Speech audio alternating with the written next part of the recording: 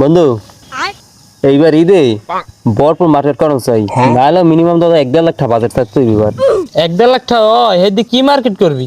এবারটা একটা পাঞ্জাবি দামি তো 30,000 টাকা। এবার চিন্তা করছি প্যান্ট কিনবো, একটা না একটা তো হইবে না, দুইটা প্যান্ট কিনবো। দুইটা প্যান্টে না হচ্ছে তোর 10-20,000 টাকা। আবার প্যান্টে নিচে না জাঙ্গি কিনা লাগে না, 4টে জাঙ্গি কিনবো কইছি ওয়ালটনের। আর ওয়ালটনের 4টে জাঙ্গির দাম পড়বে ধরো 5,000 টাকা, 20,000। তো 20 আর ওদিক 30 আর ওদিক বিয়ে ধরো 20, 70,000 টাকা প্রায়। তো 70,000 টাকা হ্যাঁ পরে 30,000 গড়ি কিনবো। তাই গড়ি কিনবো কইছি রোলেক্সের, আর একটা জোতা কিনবো, হ্যাঁ রোলেক্সের রং লাগবো।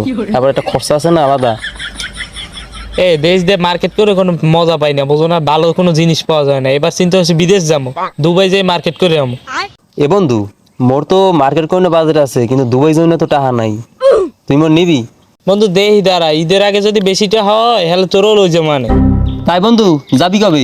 আর কয়টা টাকা হইলো নিমালা নিমালা। আরে শালা পশালা দেশে 2 টাকা। খালার ফলাই দিয়ে আপডেট হয় না।